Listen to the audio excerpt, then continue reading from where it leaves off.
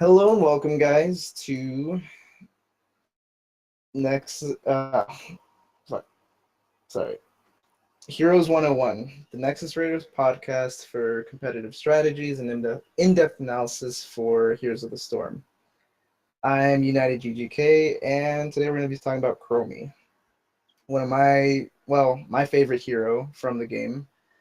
I'm talking about what talents to get, what are some strategies to do for casual, more competitive builds, what kind of comps she's really good for, what she's weak against, what good maps she's on, yeah, kind of good map she's on, when to draft, when not to draft, all that kind of good stuff. But before I do that, I just wanted to give a quick shout out to our top patrons: Bradley Falk, Eric Town Jr., Sundown, uh, Nick Barnhart. I don't know if I'm saying that right.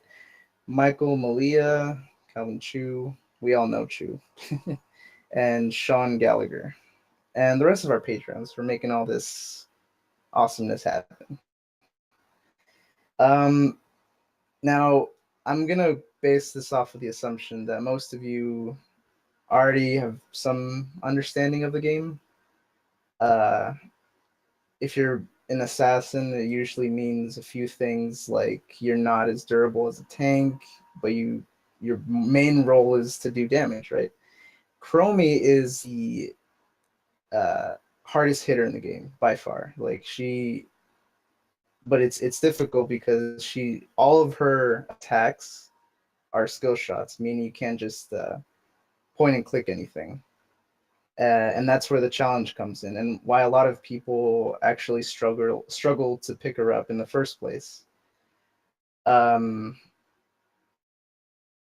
it definitely takes a lot of time to master where and how to land your shots, because by now a lot of people have played against the Chromie or have tried it herself.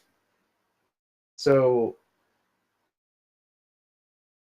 um, first off, just practice a lot in quick match or even AI if you want to get the mastery down of your shots. Primarily your W. Your W does the most damage, and your Q is since it has a lot shorter cooldown, you can just shoot that whenever, and even if you miss, let's say half of your shots, that's still a lot of damage to put on the enemy team.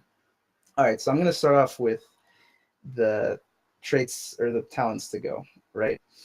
For your level 1, they're all good options. I personally like deep breathing, which increases the damage of your W, and after hitting 25, you get a huge damage boost, and on top of that, and this is probably what makes Chromie, in my opinion, the strongest ranged assassin, and actually numerically, she is the strongest. Your sight radius increases by 100. And I'll explain why later, why that's such an important thing in my kit for what I used to play Chromie. Her other choices: after hitting 25 heroes with Sandblast, it increases its damage by 100. And Time Walker's Pursuit allows you to have a reveal, have more mana, and also a small boost in ability power. And that's more of a utility kind of thing. If there's a lot of invisibles or if you have lack of scout, all these are safe options. The compounding ether, which increases your sandblast damage, is probably the safest because you will land those a lot easier than you will your W's. And it's definitely a lot harder to do deep breathing because those you will get very late in the game. But with practice, you'll be able to get that a lot sooner. Next, you got your level 2, because obviously, as you know, if you've played Chromie before, you get your talents 2 tiers ahead of time. Yeah, time pun. Piercing Sands is usually the best choice, or Bronze Talons. So Piercing Sands is your Sandblast hits 2 targets. It doesn't stop at just one, so it's excellent for a very melee heavy comp. And Bronze Talons allows you to put more distance between you and the enemy team, and it also gives you quite a bit of damage. You might think, well, her basic attack, even if it's increased by 250%, is not that much. You'll actually see it does almost as much as a Q on any kind of squishy hero. So it's definitely good for tracers, Zeratools, anyone who's out to get you. It will make them back off if you can somehow manage to hit them like once or twice with that. Enveloping Assault just increases the radius, which is pretty good for landing the W's, makes it a lot easier. However, the utility you get from the other 2 talents is, in my opinion, just so much more better. If you want to just have a, easygoing time, then definitely go with the radius. But for again more developed kits, definitely Bronze Talons or Piercing Sands.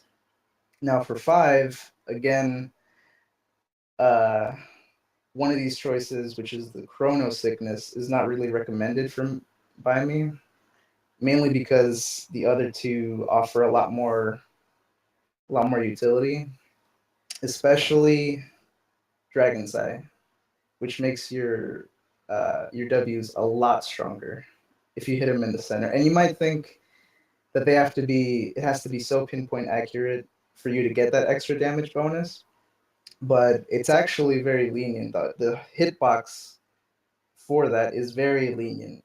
They have to just be somewhat in the center. It only doesn't count if they're on the edge. But it'll kind of confuse you because you'll have a tiny circle in the middle, and you'll think that's what needs to be hit for you to get that damage. But it's very lenient. As for Mobius Loop, she is very mana intensive, and the cooldown for your W is pretty long. But I feel like, again, this is for more utility. If you feel like you need more practice, definitely go with Mobius Loop. It won't hit as hard, but it's definitely a good stepping stone for anyone who's trying to pick up a hero. Now for ultimates, Temporal Loop nowadays is incredibly strong because if you time it correctly, you can land your Q and your W at the same time, and that will pretty much wipe any kind of squishy hero like a Vala or a Lily or a KT, something like that. But again, it's a very steep learning curve in that you have to land it really precisely. And then you have heroes that can get out of it really quickly, like Nazebo or Malf have Ice Block, healers have Cleanse, and if they know what they're doing, they can time it correctly so that, it completely negates your ults, and that can be pretty damaging for the whole team in general. So you definitely want to see what heroes you're up against, and mainly what kind of talents they choose, because sometimes they'll forget that you've taken that talent and they won't pick Cleanse or they won't pick Ice Block. So definitely keep an eye out for the talents and the heroes for this one. Slowing Sands is more of a zoning tool, and it's great for really locking down an objective like in towers or Braxis or temples, especially against melee. If they're very melee heavy, definitely go Slowing Sands, 2 or 3 or more. To really hinder them and put since you can dislocate it fairly easily, just 5 seconds. You'll get a lot of value out of it. The biggest drawback from it is that people can just move around it, go through it with like some sort of dive, or and it's also very mana heavy. It chips away at your mana quite a lot. So you definitely have to toggle that on and off, be aware of where it is, who's in it, all that good stuff. At 11, you get your defensive talents. The best one I found by far is the range, for a lot of reasons. And the biggest one is not because you necessarily need it, but most of the times what you'll find when you're playing Chromie is that the enemy team can see where you're landing your shots, or more importantly, they can see that you're trying to. This puts you far enough away from the screen that oftentimes if you hit it at the very edge of the very edge of your range, they won't see who you're trying to hit when you cast it. Like, you'll be very out of sight. And especially with level 1's deep breathing, you'll be able to see them a lot farther than they can see you. And that's very important because nowadays people know how to dodge Chromie shots, where to run to, and where you are, right? So timeout is good because if there's a lot of divers like tracers or Zeratul or whatever you have, or for whatever reason you're not protected as much, it's the best invulnerability in the game because it's the longest, and well, yeah, just that it's the longest, so it's really safe. Can get you out of a lot of trouble, like a pulse grenade or a Ragnaros Sulfurous Smash, that kind of stuff. Bye Bye is really good. It reduces the cast time of your Hearth by a lot, and it's not interrupted by taking damage. However, if you're stunned, it will, yeah, you're pretty much dead before you can try and cast it again. So if you see that there's an Anubrak or an ETC or a Varian with a taunt, you generally don't want to take this talent because they'll notice pretty quickly that you're trying to leave. I mean, most of the time you'll be able to get away, but they'll make sure to lock you down before you can get away, for sure. Level 14 is what I like to call easy mode, because there's really only one choice, and that's the Shifting Sands, which stacks your ability power by 8% every time you hit someone with your Q. Not only that, it's very forgiving. You have 10 seconds to hit another target so you can stack again.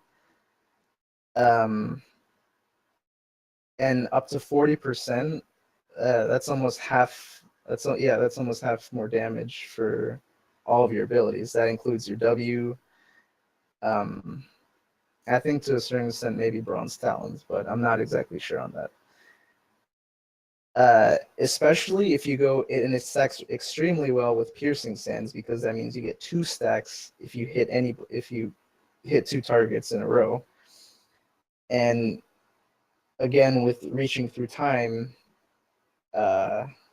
which increases your range, you get even more value out of that because you can make sure you hit those 2 targets. It'll go through the length of the enemy team composition.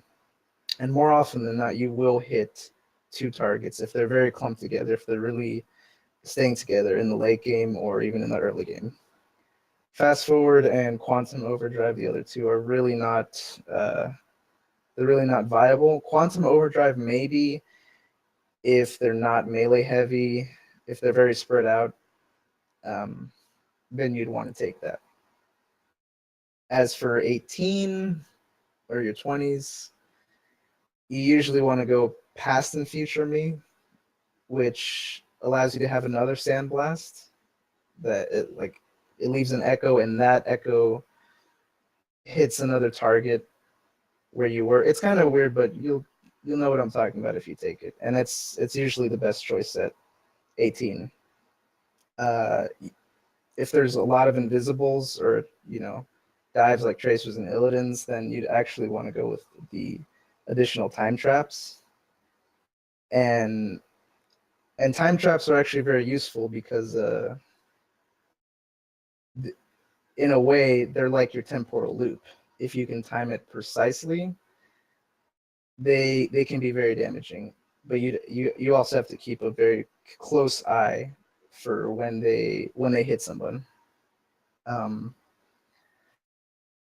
Oof, that was a lot to take in. And I think we're at the halfway point. If you're watching live on Twitch, we're going to continue in just a moment. And if you're watching on YouTube, you can get this full session over at patreon.com/Nexus Raiders.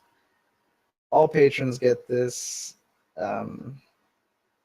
And yeah, I think last week we did an episode on Vala, the week before that on Illidan, and we're going to come out with a lot of these in the coming weeks.